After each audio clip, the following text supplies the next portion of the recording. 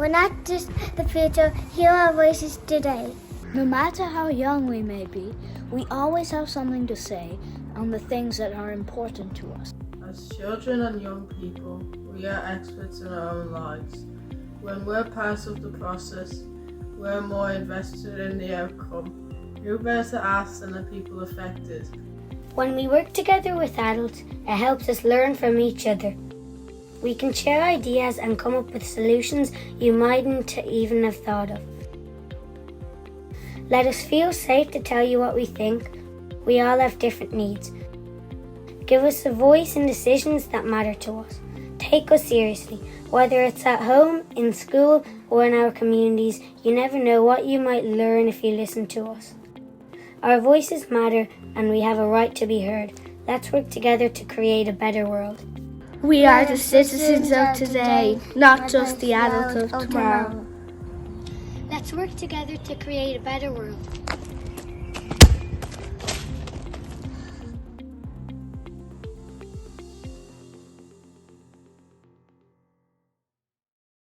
Good morning, everybody.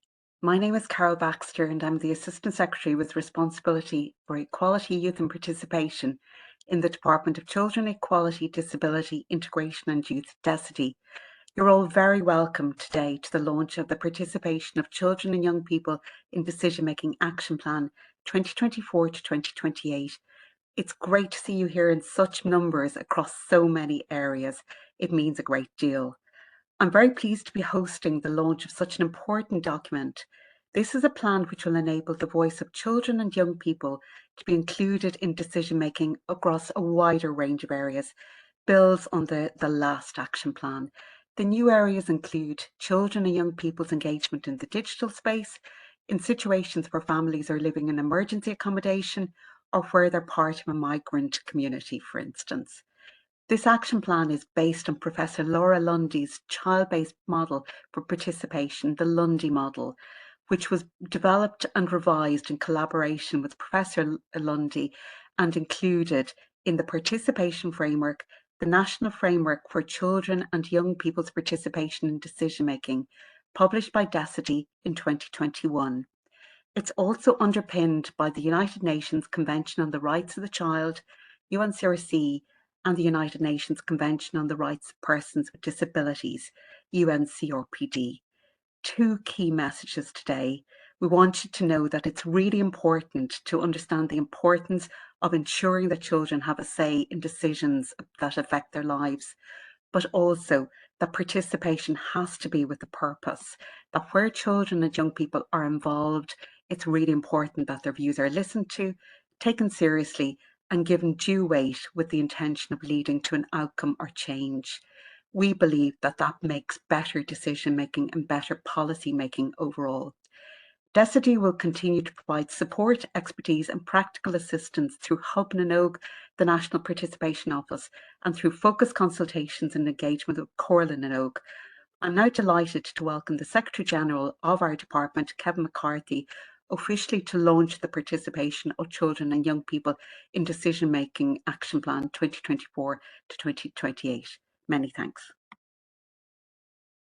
Thanks very much, Carol, and good morning, everyone. I'm very pleased to be able to join you all here this morning to launch this Action Plan 2024 to 2028 on participation of children and young people in decision-making. As Carol has just outlined, this action plan is going to build on the work of the previous participation strategy and will, we hope, see the participation of children and young people in decision making become more embedded in policy making across all government departments and agencies. As the children in our opening video just there remind us, we need to work with them to ensure a better world for us all. And I want them to know that we're receptive to hearing their voices and to acting on the information and ideas they share with us. And this action plan is very much aimed at enabling us to do that more effectively. It's an ambitious plan, and it will hopefully challenge all of us who are involved in policy development to think about how we do our business. We often ask children and young people to adopt a blue skies approach in consultations when we ask them for their input. So it's important that we're equally open to challenge and to new thinking. Progress on implementing the actions will be monitored and tracked each year in the lifetime of the plan. We'll also seek to better track and report on the influence that children and young people have on the development of policies, legislation, services and research. And that will allow us to get better at letting them know what their influence has been, where it can be seen and how their input was used. You're going to hear a lot more this morning about the contents of the action plan and the resources that are in place to support its implementation.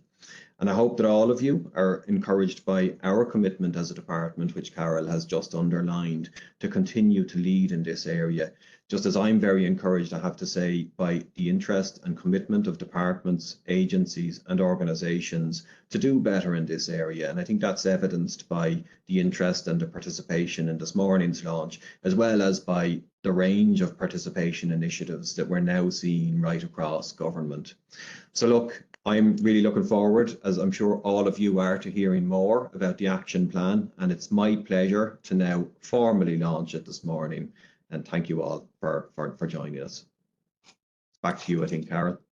Thank you very much, Kevin. Thank you very much for your support today and over the years. It's absolutely great.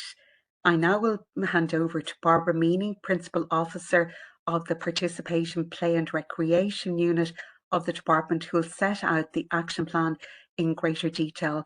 And just before Barbara starts, to let you know that there is a questions function if anybody wants to pose any questions, and we'll either answer them in the chat function or later in the day. Over to you, Barbara. Good morning, everybody. Thank you, Carol. It's a great day for us in the Participation, Play and Recreation Unit as we launch the action plan that will shape and guide our work over the next few years. In this presentation, I'm going to outline some elements I think were significant in our journey to today. I'm going to look at the structures we developed that will enable us to implement our action plan and to support others to implement their actions. And we're going to look briefly at the development of the action plan and some of the new initiatives under the action plan and what successful implementation of this plan will look like. I'd like to acknowledge at this stage the contribution of Dr. Linda O'Sullivan to the development of the action plan. Linda left the unit before the document was completed, but she's made a significant contribution to the action plan and to the realisation of children and young people's right to have a voice in matters that impact their lives.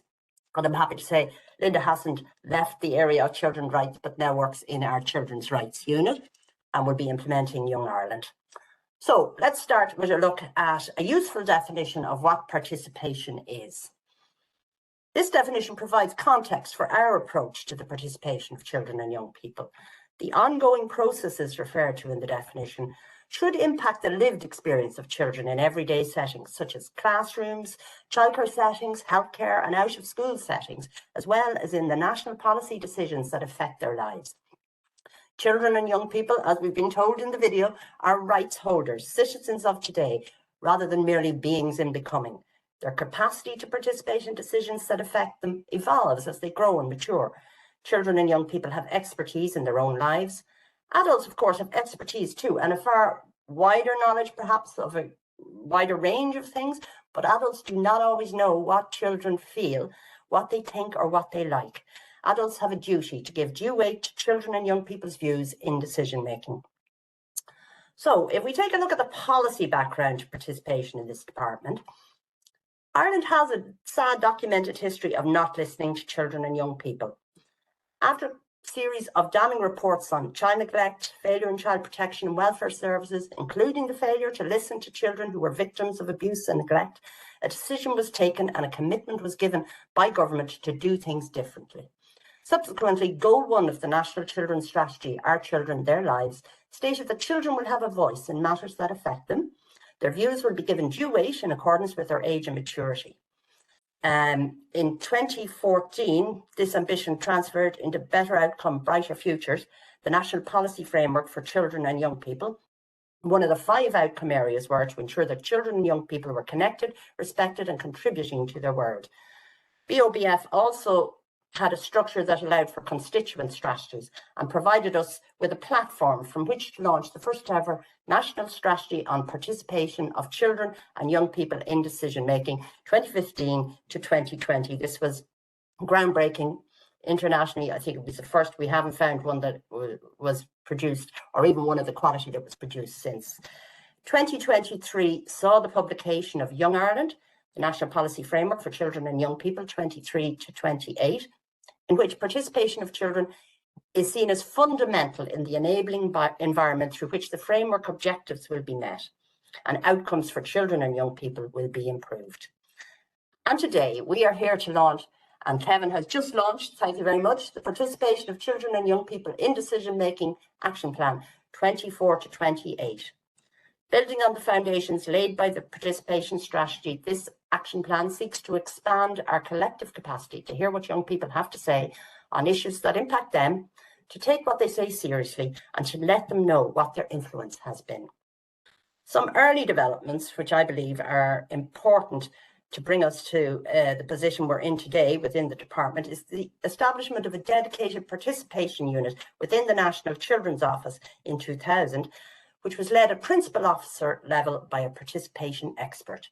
This unit has been maintained consistently since then, despite changes in the structure and alignment of the department it sits in. This consistency is, I believe, a significant contributing factor to the development of child and youth participation in Ireland. It has allowed the concept of child and youth participation to become better understood and embedded, and to evolve into good practice. It has maintained a consistent flow of resources to support key participation structures, and it has provided the leadership to ensure the ongoing development of these at national and at local level.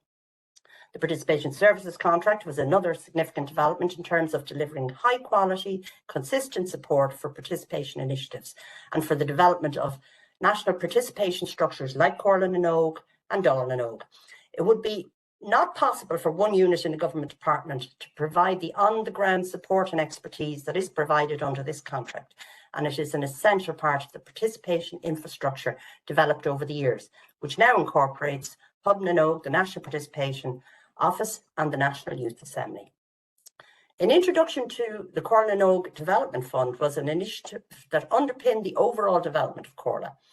Overseen by the department, the fund is designed to assist each of the 31 local authorities to sustain and develop Corlin and Og, with an annual allocation of up to €25,000 to each local authority. Dáil and Og and Corlin and Og. Our Dáil and Og and Corlin and Og National Executive are also key in structures and an important mechanism where issues of concern to young people can be identified and brought before decision makers. The work of Dáil and Og 2024, which convened on the 27th of March this year in Leinster House, illustrates this well, I think. Through a series of local Corla meetings, regional events and annual youth conferences, young people identified and voted for the top area of concern to them. All the local results were compiled and mental health emerged as a broad general topic of most interest. The top 5 issues were mental health services, education and awareness, body image, social media and school stress.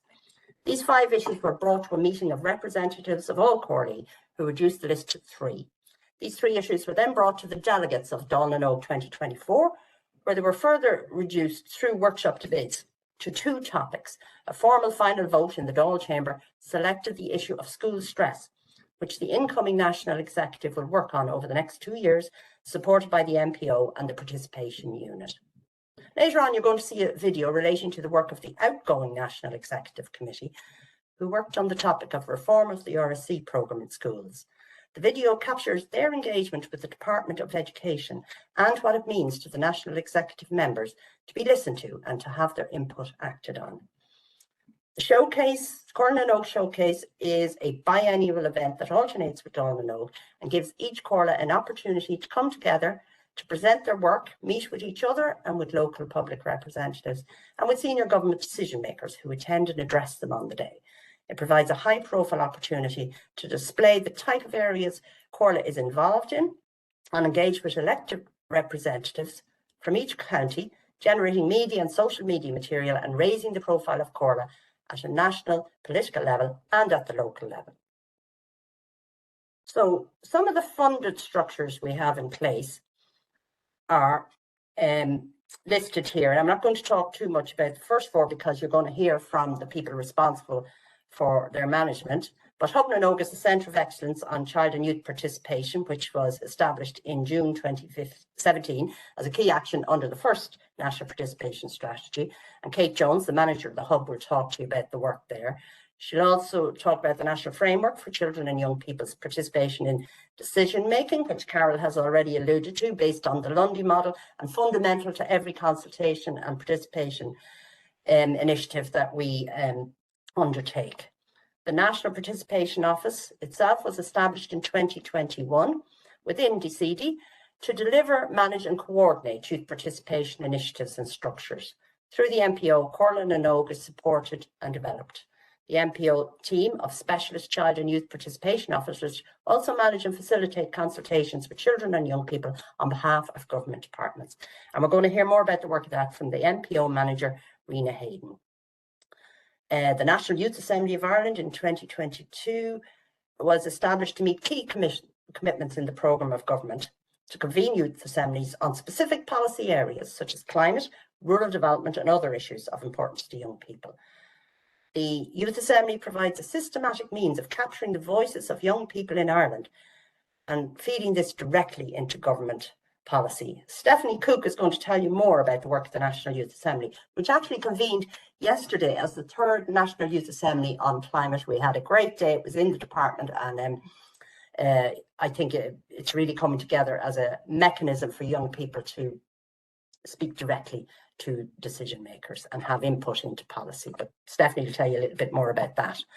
The Comhairle na Nóg 5-year development plan was published in 2021. The purpose of this plan is to develop Comhairle in terms of its reach and influence, to increase awareness and understanding of what it is and what it does, and to make it more inclusive of seldom heard voices. Capacity building and training are a key part of our strategy for developing knowledge, confidence and good practice in the area of child and youth participation. Kate will talk more about this. But a recent initiative was the development of training for civil and public servants, which ran for the first time last year. It was very well received and we plan to repeat that this year. And Seanad na Nóg was the first Seanad na Nóg, or Youth Senate, was held on the 10th of November 2022 as part of the celebrations for Seanad 100. We had 60 delegates from Comhairle na Nóg, from An Gaisce, the President's Award and the Joint Award Initiative in Northern Ireland. These young people came together to debate a number of topics in the Seanad, and the delegates prioritised one recommendation on the cost of education, which will be debated by senators with the relevant ministers. And we're looking forward to that debate and to building the ongoing relationship between Comhairle and the Seanad. So now I'm going to talk a little bit about the Care Experienced Experts Panel, which has recently been established by the research unit in DCD to inform and guide a major longitudinal research and data project into the lives of children in care. While the young people involved in this project are not children, the group is an example, I think, of how participation can be embedded in research at the earliest stages, and of how DCD are embracing the concept of youth voice across the wide spectrum of responsibilities we have. We have a short video here in which the young people describe the project and their role in it in their own words. I'm a member of the Care Experience Expert Panel because I have care experience. I also am privileged to have a voice, and I want to use that voice to make positive, meaningful change for those coming through the care system now and who will go through the care system in the future.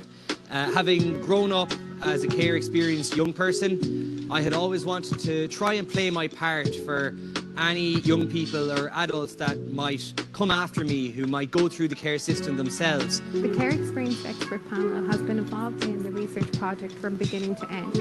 We've helped shape the logo, we've helped shape the website, and we've also been involved in the project research design. If any care experience young people want to get involved in the Care Experience project, they can go to our website and fill out the expression of interest form to get involved in the project or become a member of the panel. And we're seen as people that have a lot to bring to the table because we have the lived experience. Care Experiences is a landmark research and data project about the experiences of children in care and those who've left care in Ireland. It will provide valuable information for future service and policy development. It's so important for us as an agency that we get to hear firsthand from children and young people who have care experience so that we can gain their insights in order to learn how to do things better.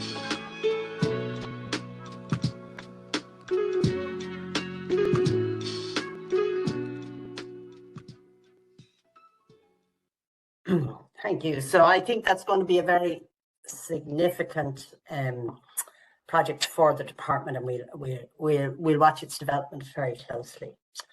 Now we turn to the development of our own participation action plan. This was informed by a number of resources. Update reports of implementation of the participation strategy throughout its time frame, identified areas where there were gaps in implementation, and we've taken those on board.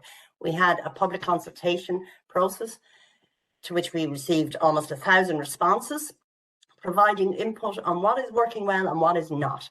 A full report of that consultation process will be available online with the action plan. We also drew on the review of recent consultations with children and young people on key issues, which was commissioned as part of the preparation for Ireland's report to the UNCRC, and is available online as What We Think, a review of past consultations with children and young people. And we also used the consultations that were conducted for that purpose to ensure that the voices of seldom heard young people were included. That's also been published as What We Think, Consultation with Children and Young People. And as I say, all these reports are available online through the department website. Some of the key initiatives in this action plan are listed below. The action plan will expand participation initiatives into a series of new areas, as Carol said, including the home, the courts, care settings, and settings where children are living in adverse circumstances or with particular difficulties. A new student participation unit will be established in the Department of Education in order to develop and improve the participation processes in the education sector. I think this action has potential to be a game changer for children and young people. As we know, most young people, children and young people, go to school. And if they become aware of their right to have a voice and they become used to exercising that right in their schools, it can only bode well for the future of citizens in this country. This initiative is already underway by our colleagues in the Department of Education, and we're really looking forward to working with them and supporting them to get it up and running. Guidance will also be produced and provided for participation processes involving children and young people with a disability. We've just had this morning some very exciting news about the collaborative work with DCU that the Hub and the participation and key disability stakeholders have been doing, and which will be published in the coming weeks, and on which the guidance that referred to here will be based. The project has won a DCU President's Award for engagement. I don't have any further details at the moment, but it is a recognition of the participative nature of this work.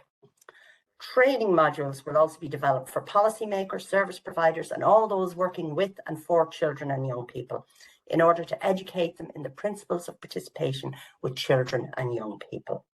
So, if successfully implemented, what will success look like? Well, there'll be more awareness. People, including children and young people, are far more aware of the right to children and young people to have a voice in decisions that impact their lives. There'll be more training. Everyone working with and for children has access to structured, rights-based online training in participation principles and practice. There'll be more inclusion. Our permanent participation mechanisms will be inclusive, welcoming spaces that any child or young person feels they can engage with. Full implementation of the participation framework is a very important initiative, and if we're successful, all sections of the National Framework for Children and Young People's Participation in Decision-Making will be fully implemented, bringing a focus in particularly on the audience and influence elements of the framework. It will be more normal. The inclusion of children and young people in decision-making processes is normalised, an element of each relevant policy-making process, and policymakers will have the capacity to undertake inclusive participation processes themselves, or they'll know where they can access the expertise they need to do so. There'll be more sharing. Ireland is a leader on the international participation agenda and contributes to international platforms for sharing innovative practice, methodologies, and training initiatives. There'll be more data. This has been a consistent request and need that we've identified. But robust data on participation practice is available to inform future directions and to allow better assessment of the impacts and outcomes of participative mechanisms. There will be more voices in more spaces. The expansion of participation initiatives into a series of new areas, including home, care setting, online spaces, will be achieved. So, some of the new structures that are going to help us to achieve these initiatives include an interagency network of practice to share knowledge and approaches to inclusive, meaningful participation. DCD will also establish a cross-departmental participation development group, which will include all government departments, to promote the inclusion of children and young people in decision-making and develop capacity to ensure effective implementation of the participation framework in all government departments. A free accessible online training module on participation will be available. Work has already commenced on this action. Our vision is for this to be the go-to starting point for all those interested in learning about child and youth participation. We also hope to establish an online platform accessible to policymakers, where children and young people's views on different policy issues can be captured and shared, and where the inclusion of these views in policy and practice can be tracked. So policymakers will know what children have said about a particular issue, and children will be able to see who's been implementing what they have said and in what way. There will also be development of a national level indicators for child and youth participation. So, thank you very much for your attention. I hope I've given you a flavour of the content and intention behind the action plan. I hope and expect that many of the people on this webinar will work with us to implement these actions and the future actions that will be developed over the lifetime of the Participation of Children and Young People in Decision-Making Action Plan 2024 to 2028. Thank you, and I'll hand you back to Carol now. Thanks so much, Barbara, and thank you very much for your leadership in driving forward the participation of children and young people. Next, we'll hear from members of Comhairle na nÓg's National Executive on the importance of hearing the voices of young people in decision-making. But firstly, we're going to have a presentation from Hub na nÓg manager Kate Jones, who'll speak to us about the supports and resources that Hub na nÓg can offer. My name is Kate Jones and I'm the manager of Hub na nÓg. Today I'm going to speak to you about Hub na nÓg and the resources and the supports that Hub na nÓg can offer in terms of children and young people's participation in decision making. So what is Hub na nÓg, first of all? Hub na nÓg is a national centre of excellence on children and young people's participation in decision making. And we have a particular focus in Hub na nÓg and a particular remit on supporting and ensuring the meaningful inclusion of seldom heard children and young people in participation in decision making. And what we mean when we refer to seldom heard children and young people is children and young people who may not have the same opportunities as others to have their voices meaningfully heard in decisions which affect their lives, or who may face an awful lot more barriers or challenges in terms of having their voices heard in participation in decision-making contexts and initiatives. So the DCDIY funds and does have a leadership role in terms of Hub na nÓg. Hub na nÓg is an initiative of the DCDIY, the Department of Children, Equality, Disability, Integration and Youth. Hub na nÓg supports government departments, we support state agencies and non-government organisations with a number of different supports and resources that I'm going to speak to in today's presentation. So within Hub na nÓg, we do take a rights-based approach to children and young people's participation in decision-making and to the resources and supports that we provide from the Hub. So what we mean when we say that is that we focus our work on Article 12 of the United Nations Convention on the Rights of the Child and Article 7 of the UNCRPD. We also take a lot of focus on good practice from our General Comment 12 in terms of the good practice of participation in decision making. And we focus our work on the participation framework, which was published and launched by Hub na nÓg and the DCDIY in 2021.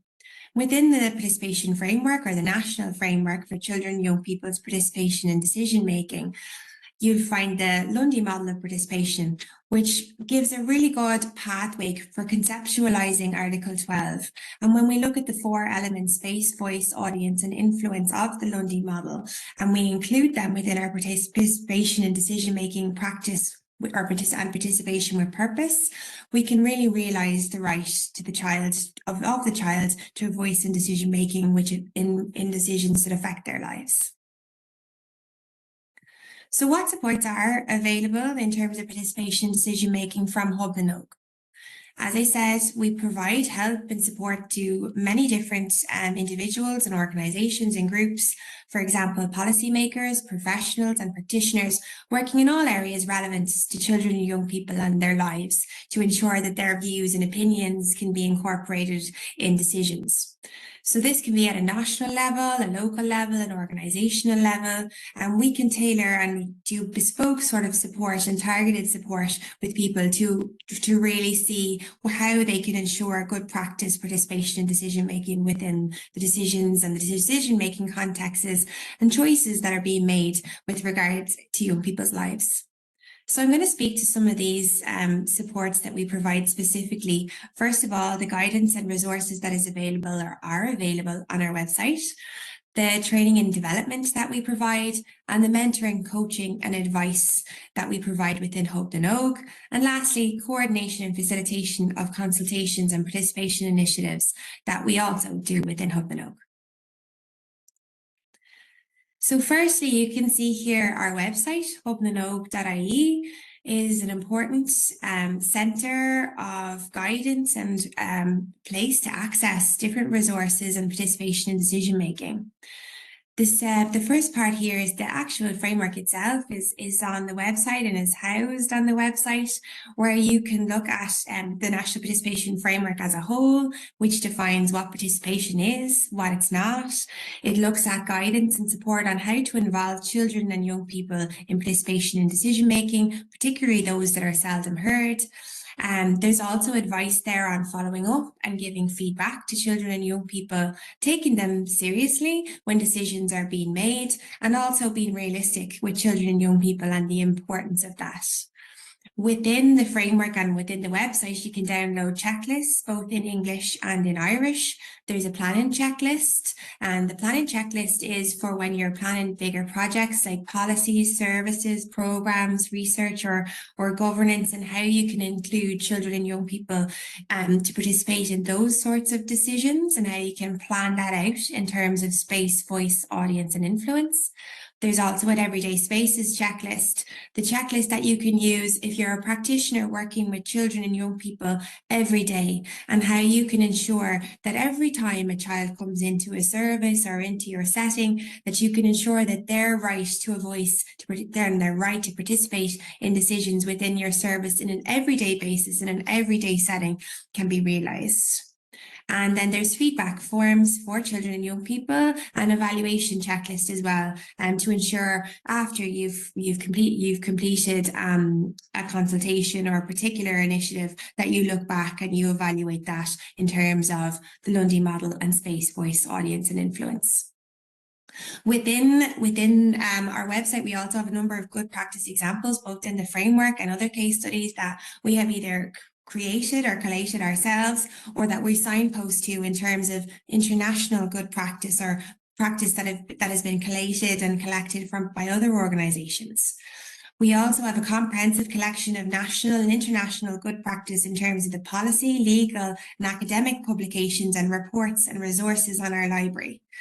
We have lots of toolkits and guidance documents within the website, and we're always trying to create and look at new toolkits and new guidance that may be needed within sectors.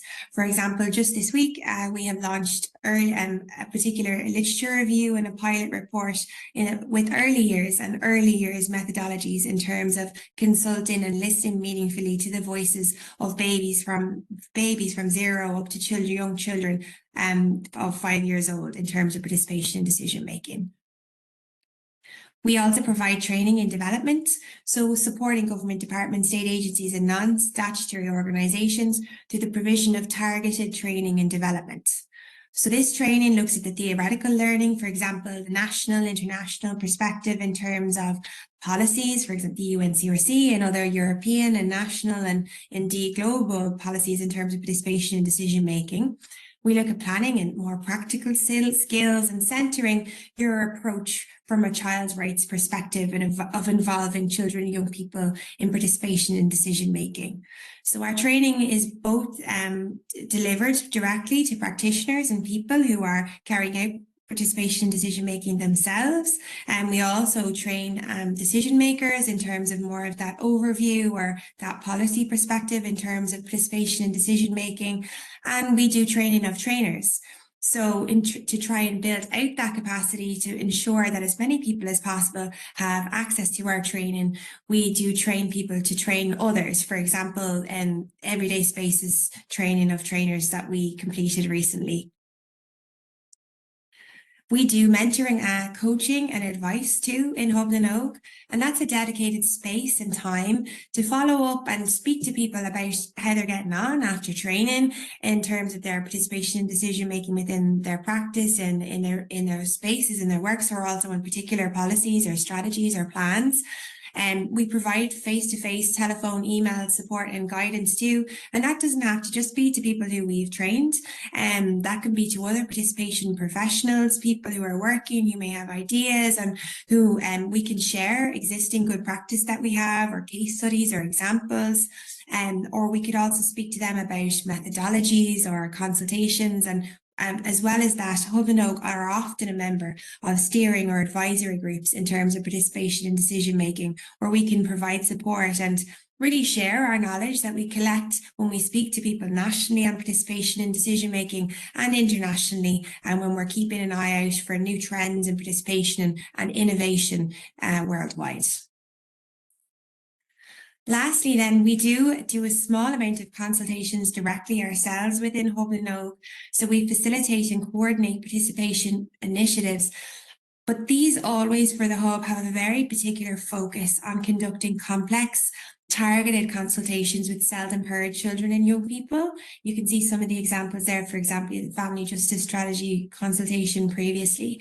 So we will take those on and we'll work directly with a commissioning body or a decision maker, for example, a government department or a state agency or sometimes organisation, to go out and remove as many barriers as we possibly can to ensure that we're asking the right young people the right questions, that they feel safe, they feel comfortable to be able to answer and give their views and their opinions, and that they have opportunity to bring their own topics forward, that they have lots of different ways to give their views, give their opinions and give their voices, and that we really take them seriously and that we get back to them in terms of their influence, in terms of feedback, in terms of what they have made happen in terms of their views and opinions, and maybe the reasons why if something isn't possible as well.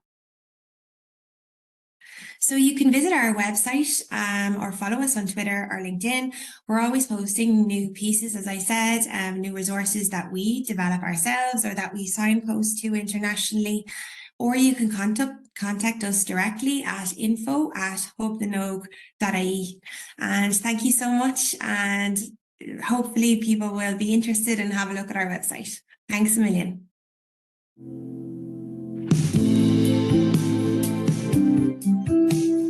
My name is Bernie McNally and I'm the Secretary General of the Department of Education. And my name is Ava Toft and I'm in Kildare, Corla. The work of Comhairle na nÓg and the National Executive is really important. It's really important that we have children and young people from all around the country in all their diversity having a structure to feed up into national policy. We've been so fortunate that all the decision makers and professionals in their fields that we've met with so far have been so supportive. Meeting with Bernie and her colleagues today has really proven to us that we are being listened to, we are being heard, which is what we're asking in our proposal. We know that they have a right to have their voice heard, that relationships and sexuality education is really important for every child and young person in the country. And the voice of young people has to be part of that conversation. You know, we all experience it, we all go through it, and if we don't have the skills to navigate relationships, to understand sexuality, how are we going to progress that further in life? We are asking them to include us in reviews and consultations of the curriculum and further progression and updates of RSE and SPHE in itself. In January, we had our first draft of the proposal and gave notes of things that we'd like to add and what to amend. Every child and young person in Ireland has a right to RSE. I joined Corla because I wanted to have my say on things that affect me. For me today, to hear directly about the fabulous work that's been done in this area since 2022, to hear it firsthand, to be able for us to ask questions and answers of each other was a really valuable opportunity. I feel really positive about it. I feel really supported, and I think the rest of the group definitely shares that. The report is going to be published very shortly, and after that we will continue then to work with the National Executive, with Corla, with the team in the Department of Children to work through a plan of implementation. It's already becoming more beneficial, like today when we get to meet with people who will take our work seriously and will take our proposals and our recommendations to government, which is I think inspiring, because it shows that as young people we are being taken seriously and our voices are being listened to.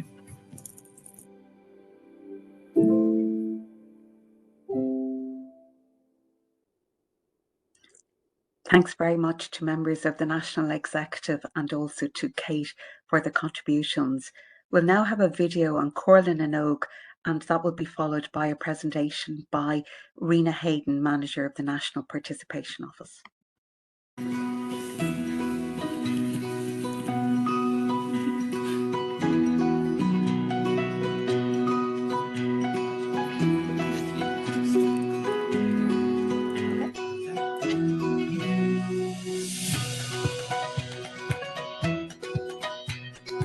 So Corla na nÓg are councils of the youth. That's the direct translation anyway. I would describe Corla na nÓg as a bridge between young people and local and national government.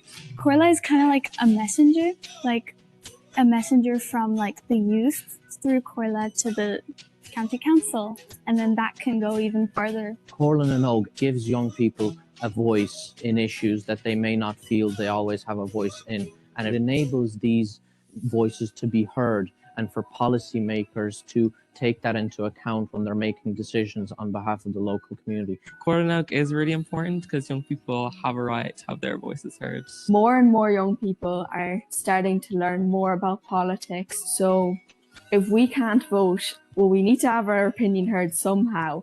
So Corla na nÓg really just help young people have a voice, I guess. A democratic society means involving the voices of everyone, not just the old and powerful. And I think the youth play a critical role because of their youthful perspective, their energy, their passion about their future. When I first got involved, I was quite quiet. I was a bit like in the shell, but everyone was so nice. I was very shy and stuff, but I think definitely now it's made me like way more confident. The atmosphere is really open. It's really welcoming. Being felt welcomed is a great way to describe the Corla experience as a whole. You think what you're doing is really small, but then when you have it collectively, you see that it's so huge. Diversity is our strength, and I think that's certainly represented in Corla. We've people of varying age groups, varying backgrounds, both ethnic and socio-economic, and every voice is heard. The social aspect is fantastic because you meet like-minded people, but also it's a way to have a conversation with an alternative perspective as well. I've definitely made lifelong friends there. Like, we're all just having so much crack together. I think it's vital that Corla be involved in government decisions as frequently as possible, because we have opinions, we have views, and they deserve to be heard.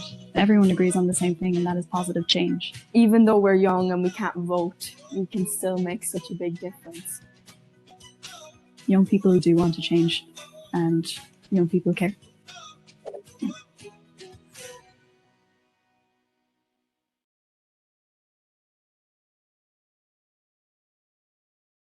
Hi there, Rena Hayden here, Manager of the National Participation Office. Today I'm going to tell you about the work of the National Participation Office. The National Participation Office was established in 2021 within DCE DIY to manage and coordinate the activities of Corla na nÓg Youth Councils, Dáil na nÓg Youth Parliament, the Corla na nÓg National Executive, the National Youth Assembly of Ireland, and other related youth participation initiatives and structures. The MPO operates under the guidance and oversight of DCE DIY and has responsibility for overseeing and implementing the Corla and Oak 5-year development plan. This plan aims to strengthen and develop Corla to be the leading youth participation structure in Ireland. DCE DIY directs, oversees and supports the work of the MPO and collaborates with the Office on cross-government engagement with Corla and Oak and other participation structures, stakeholder engagement and relationship building. The work of DCE DIY and the MPO is guided by Article 12 of the United Nations Conventions on the Rights of the Child, which requires that children and young people's views must be considered and taken into account in all matters affecting them. The work is also directed by the belief that children and young people are citizens of today and not just adults of tomorrow. The work of the National Participation Office in supporting relevant departments includes building and maintaining relationships with relevant stakeholders, providing guidance, support and consultancy in child and youth participation, and attending relevant committees and meetings on request. We design, develop and facilitate relevant consultations and initiatives and work closely with relevant departments.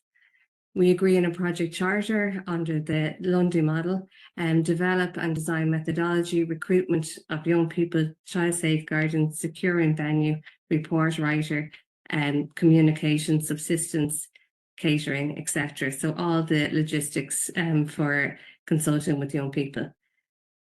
We work on programme and resource development and work closely with our colleagues in Hobnanog and Oak to ensure best practice in youth participation. Corla and Oak was established as a permanent structure representing young voices in decision making at local and national level in Ireland in response to Ireland's commitment to the United Nations Convention on the Rights of a Child.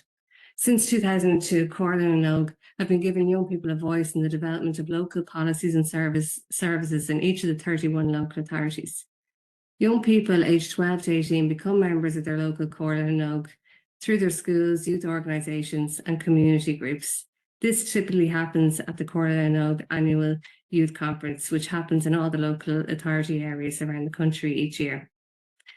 Members are selected and nominate themselves from each of the local authority regions within the area municipal districts, and Corla organisers ensure that their Corla is reflective of their local authority area, bearing in mind gender, age, geographical area. Also, Corla and Oak work closely with young people who there may be barriers to taking part in Corla and Oak, and with Corla organisers, the National Participation Office and DCE DIY, we really work to support young people from seldom heard backgrounds to be involved in Corla and Oak. Corla and Oak also provides young people with a voice in decision making nationally through Dawn and Oak, our National Youth Parliament, the National Youth Assembly of Ireland, and government consultations on national policy. The Corla and Oak network of youth councils are supported by the Corla and Oak Development Fund and the National Participation Office.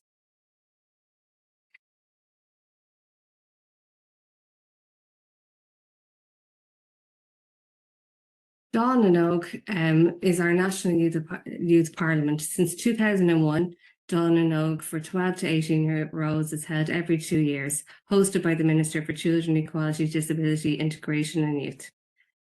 Every 2 years, approximately 200 elected delegates from the 31 Corla and Oak attend Dawn and Oak to discuss issues as voted by each Corla as being of importance to young people in their area.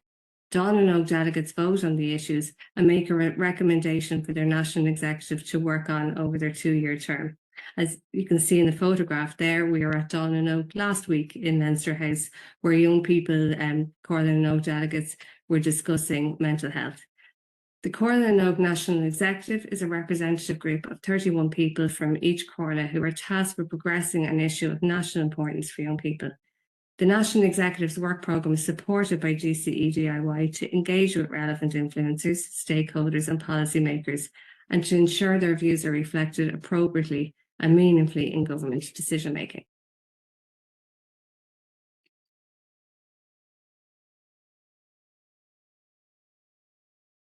The National Youth Assembly of Ireland DCE DIY established the National Youth Assembly of Ireland in 2022 to meet key commitments in the programme for government by collaborating closely with other government departments to convene youth assemblies on specific policy areas. The Assembly makes recommendations to inform government policies on areas such as climate, rural development, and other issues of importance to young people. DCE DIY and the National Participation Office support the relevant government departments to ensure young Assembly delegates are effectively facilitated to express their views. The main function of the National Youth Assembly is to provide a systematic means of capturing the voices of young people in Ireland and feeding this directly into government policy. The messages and recommendations made by the National Youth Assembly may also feed into citizens' assemblies and other broader citizen consultations. My colleague Stephanie Cook, who manages the National Youth Assembly of Ireland, will be discussing this later with you.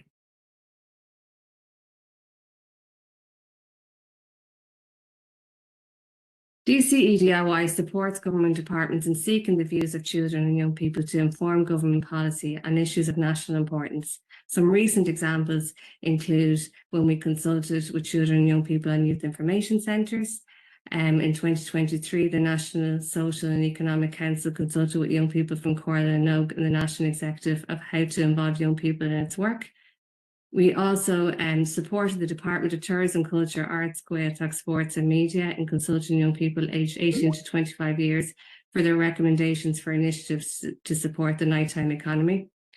In 2022, we supported the Department of Education in consulting primary school aged children and secondary school aged young people on their views, informing the development of the CNALTES action plan on bullying.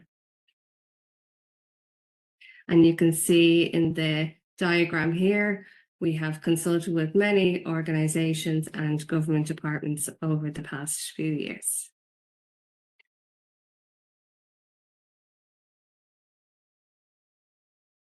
The NPO have developed a guide for government departments to include the voice of young people on committees. The NPO has been approached on numerous occasions by government departments and agencies asking for advice, seeking support. They really do want to engage young people on committees, but they want to know how. So this document that we developed provides guidance, practical advice, and useful signposting to government departments and agencies who wish to involve children and young people in committees. An example of how we have involved young people on committees supported by the National Participation Office in 2023, DCE DIY with the NPO supported young people to take part in a number of engagements with key decision-making committees such as the National Economic Dialogue, the National Climate Stakeholder Forum, the HSE Mental Health, Head Start Fund Evaluation and others.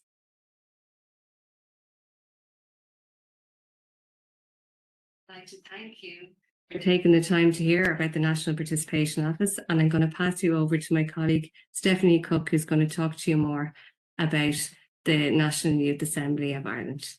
Thank you very much. So thank you very much to Rena and to members of the young members of Corla for their contributions today. As Rena has said, we'll now hear from Stephanie Cook, who's the Senior Participation Officer of the National Participation Office, who will speak to us about the National Youth Assembly. Good morning, everyone. Thanks for the opportunity to talk to you today about the National Youth Assembly of Ireland. As Rena's already mentioned, the National Youth Assembly was established by the DCE DIY in early 2022. A commitment to hold a number of assemblies was made in the programme for government under topics such as climate, rural issues, biodiversity, mental health and wellbeing. The Assembly is a consultative forum for young people aged 12 to 24 years of age, and it's one of a number of participation structures in Ireland to ensure the voices of children and young people are heard by decision makers. The Assembly plays a significant role in including the voices of young people in the implementation of public policy and prioritising actions for government. The National Youth Assembly includes young people from a wide range of youth organisations, Corla and Nogue, and community organisations. There are currently 60 sitting delegates in the Assembly, and they sit for an 18-month term. Delegates are selected with an aim to have a broad representation of diverse young people from a range of youth organisations, while taking into account a geographical spread, an urban-rural representation, and age and gender and seldom-heard representation. For each Assembly, we also invite a number of guest delegates to attend on a once-off basis, to ensure that those who are directly affected by an assembly topic are also given the opportunity to have their voice heard. Guest delegates also bring a passion and an expertise to the topics that are being discussed. Children's rights and youth participation are at the heart of the Assembly. With the help of past delegates, staff from the National Participation Office and staff from the Participation Play and Recreation Unit, we have created an environment where delegates feel safe and supported to share their opinions and make solid, well-informed recommendations. Currently, there are 2 annual assemblies, the National Youth Assembly on Climate and the National Rural Youth Assembly. We also have held assemblies on topics that were of interest to young people, such as our Assembly on Artificial Intelligence. And we've just held our 3rd National Youth Assembly on Climate yesterday, which had a focus on the topic of engagement in climate issues. And hopefully you'll see those recommendations being circulated in the next few weeks. Commissioning departments work closely with our team to design methods that ensure delegates are well informed and are empowered to make clear and well thought out suggestions to the commissioning department and to the government. The process of an assembly is straightforward. Once a policy area is identified which has an impact on young people, and let's be honest, there aren't many areas that do not affect young people either directly or indirectly, a commissioning department reaches out to Barbara, Eileen and their team. An initial discussion takes place and a project charter is drawn up and goals are agreed on. Both departments then work with myself and the National Participation Office to make the assembly a reality. We work together to ensure a rights-respecting process takes place, but we also assist with venue selection, catering, photographers, consent of the young people, for example. Various methodologies are examined for each assembly. We design a process that will work best for the topic and the delegates. We bring the expertise in youth participation, and the commissioning department brings the expertise in the topic and policy area. From the beginning, each assembly has a strong youth voice included. A dedicated youth advisory group made up of around 8 to 12 delegates work with us to plan and run the assembly. This youth advisory group is formed as soon as the project charter is agreed and run until the report is finalised. They help co-design the format of the day of the assembly, pilot the interactive activities, test consultation methods, suggest expert speakers and make decisions alongside DCE DIY and the NPO officials. YAG members also host delegates and co-facilitate the assembly event. There are 3 main parts to an assembly from a delegate's point of view. They attend an online preparation session around 3 to 4 weeks ahead of an assembly. The preparation session does what it says in the tin. It helps provide delegates with an accurate and balanced information on the topic area and the policies they are making recommendations on. This usually has a number of guest experts and policy leads who explain why the assembly is needed and what is already happening in the area. The assembly itself is an interactive, in-person, youth-focused day. There are few, if any, presentations on the day. It is all about hearing the voices of the delegates. Ideally, delegates will have the opportunity to discuss the issues in general and then prioritise the areas they wish to focus and make recommendations on. The outcome from any assembly is a series of recommendations. These recommendations are mainly for the commissioning department, but often have a cross-departmental range to them. For example, at every assembly to date, transport has been discussed, and there's almost always a transport-focused recommendation. Also, lowering the voting age to 16 has been a recurring recommendation of assemblies. Following the assembly, these recommendations and a report are published.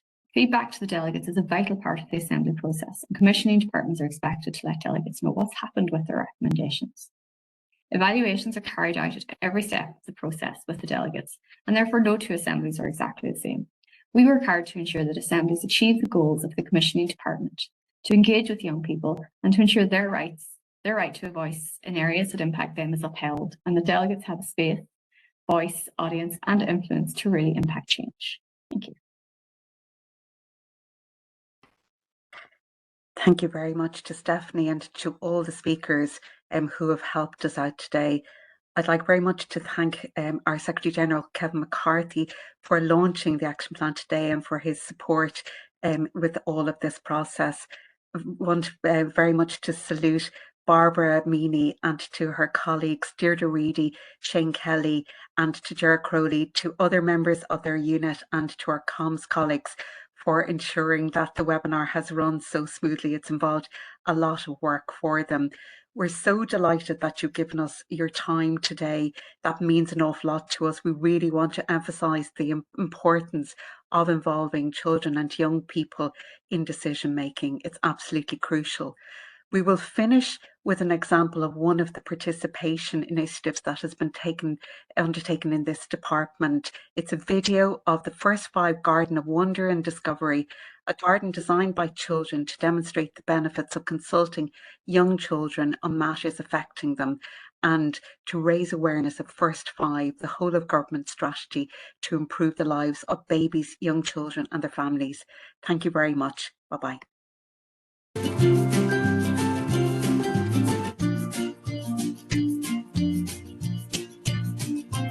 The Garden of Wonder and Discovery in Bloom is a garden which is to encourage parents to let their children play and children to play freely in a very natural environment where children can use their imagination to play. For children to understand all these things, the value of plants, the value of animals in the garden, once they understand that it's so incredible to watch things, for example, to grow, for birds to build a nest, to lay eggs, and then to watch the fledglings disperse. All these things are elements which are so important for children to connect to and which will have such an impact on their later life. We have a 10-year strategy for babies and young children, and play is at the heart of that strategy. And it's given that place in the strategy because we know it brings enormous benefits to young children. It promotes good health, both physical and mental. It supports their learning and improves general well-being. We identified a whole range of actions that we would bring forward to promote outdoor learning, to promote outdoor play, to afford those opportunities for children. And one of those actions was the development of this First Five Garden in Bloom, which is designed with children, by children. And really, I think the fruits of their labour is here today to be seen.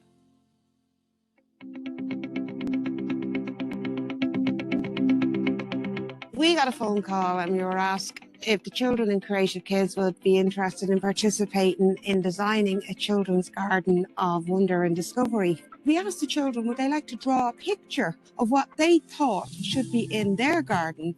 And we sent an email to parents asking them while the children were off on the midterm, even in their own gardens or in the playgrounds or in the parks that they're visiting, if the children noticed something that they really like, if they would send us a picture.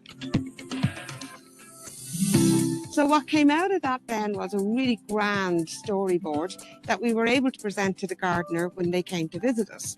And I think they were quite surprised by how rich and how wonderful the ideas that came from the children were. They met Ollie, the gardener, and they were able to tell him that there needed to be, for example, a body of water, someplace to hide, lots of long grass, something to cross over. We arrived at the garden centre and it was just wonderful. They were smelling, they were touching, they were really engaging with the plants in a way that we hadn't seen previously in our own setting. So I think this was their bloom. So we'll always be thinking and working with each individual child to find their interest, to get them outside. The water play, it brings great calmness to them. And to be outside and be able to do that, to see the rain falling in to the water, the sounds they hear outside is fabulous. The peace in the nursery that day, it actually reflected in the children and how they were involved in the space. You could feel the calm. We'll always give the children a choice in Creative Kids, so they're in charge. If they want to bring Play-Doh outside and make that transition easy for them, or they want to bring their colouring, we have all the space and equipment available for them to do that. My favourite is a baby because that's open big. I like digging holes. Play with crafts. A little guy in our afternoon class came back so excited from the nursery to say that he had saw a special flower in the nursery that looked like a hearing aid to him. It had special features that resembled his hearing aid and had come back and said, look, you will not believe what I had saw today in the nursery. It was a hearing aid flower, but I can't remember what the name of the flower was. But it was pink like my hearing aid too. Shall we go and have a look on the work tablet and see can we find a special flower?